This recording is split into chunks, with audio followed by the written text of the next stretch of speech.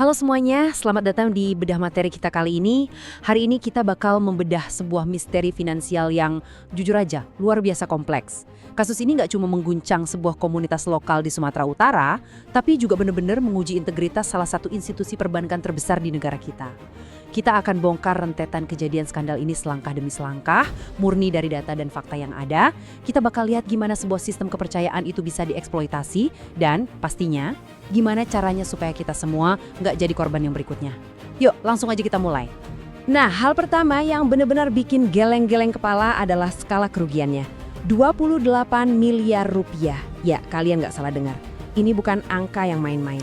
Uang sebesar ini mendadak lenyap gitu aja dari kas kredit union milik sebuah gereja lokal. Coba bayangkan, dana umat yang dikumpulkan keping demi keping bertahun-tahun, tiba-tiba hilang tanpa jejak dari tempat yang seharusnya paling aman. Pertanyaannya, gimana coba hal sebesar ini bisa luput dari radar sistem perbankan modern? Oke, kita masuk ke bagian pertama, lenyapnya dana 28 miliar dan awal mula kecurigaan. Cerita kita mulai di bulan Desember 2025. Waktu itu, Suster Natalia Situmorang selaku bendahara kredit union mau mencairkan dana sebesar 10 miliar rupiah. Dana ini tuh krusial banget buat berbagai kebutuhan mendesak dan operasional gereja. Tapi, apa yang terjadi? Beliau malah nabrak tembok beton. Dana yang selama ini diyakini tersimpan aman, tiba-tiba sama sekali nggak bisa diakses. Nol besar, nggak ada satu rupiah pun yang bisa ditarik. Kalian bisa bayangin kan, gimana panik dan bingungnya para pengurus gereja saat itu? Lanjut ke bagian kedua, modus operandi fiktif atau gimana jebakan oknum bank ini dibuat. Gini, disinilah letak jebakan psikologis yang dimainkan sama sang pelaku. Pelaku menawarkan investasi fiktif dengan nama yang super meyakinkan, yaitu BNI Deposito Investment, dan ngasih iming-iming bunga 8% per tahun. Padahal kalau kita lihat realitas pasar saat itu, deposito bank standar cuma nawarin bunga sekitar 3,7%.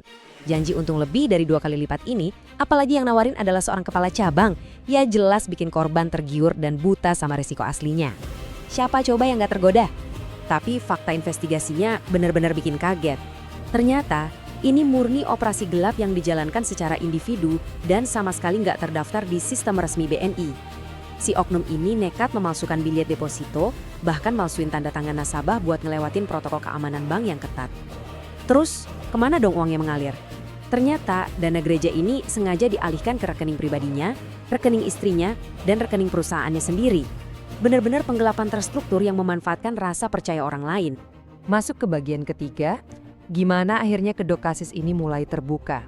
Kalau kita ngikutin jejak waktunya, kita bisa ngerasain banget ketegangannya. Semua ini berawal di tahun 2019, waktu produk fiktif ini pertama kali ditawarin ke gereja.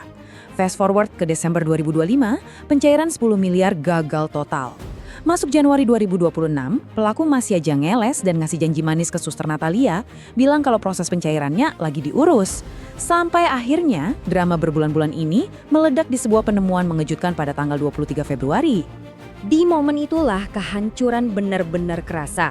Suster Natalia dapat konfirmasi langsung kalau pelaku udah bukan lagi pegawai bank tersebut. Dan produk investasi yang mereka beli itu ternyata murni fiktif. Coba posisikan diri kalian di sana, mereka baru aja sadar kalau ini bukan sekedar masalah admin yang lelet. Tapi mereka resmi jadi korban skema penipuan finansial masif dan pelakunya adalah orang yang paling mereka percaya. Pukulan telak banget kan? Kita pindah ke bagian keempat, penangkapan pelaku dan penyitaan aset. Begitu penipuan ini kebongkar secara terang benderang, aparat penegak hukum langsung bergerak. Dan jujur, temuan polisi soal aliran dana ini agak di luar nalar. Uang gereja yang dicuri ternyata dipakai buat ngebangun aset-aset mewah yang gak wajar buat ukuran profil pegawai bank biasa.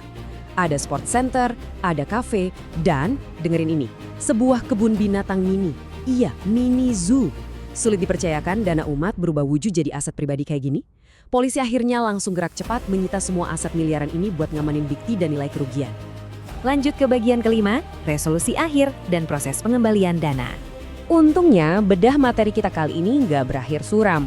Setelah rapat panjang di DPR yang menjembatani korban, aparat, dan pihak bank, Direktur Utama BNI ngasih jaminan tegas di depan publik.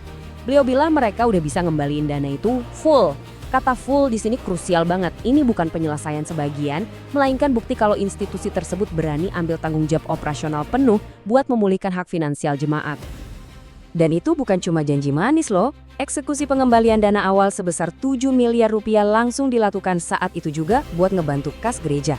Sisa saldo puluhan miliarnya langsung diamankan secara hukum dan udah dikembalikan 100% ke pihak gereja pada tanggal 22 April 2026. Tindakan cepat ini ngingetin kita satu hal penting. Oknum nakal itu memang bisa ada di industri mana aja, tapi institusi keuangan yang tangguh pada akhirnya bakal selalu ambil tanggung jawab saat faktanya udah terverifikasi jelas. Nah, kita sampai di bagian terakhir, bagian ke-6, literasi keuangan, cara melindungi aset Anda. Dari semua cerita tadi, ini nih pelajaran paling penting yang bisa kita ambil buat ngelindungi uang kita sendiri. Ada 3 langkah vital. Pertama, selalu skeptis luar biasa kalau ada tawaran investasi yang bunganya tinggi banget dan gak wajar. Kalau kedengarannya terlalu muluk, fix itu kemungkinan besar penipuan.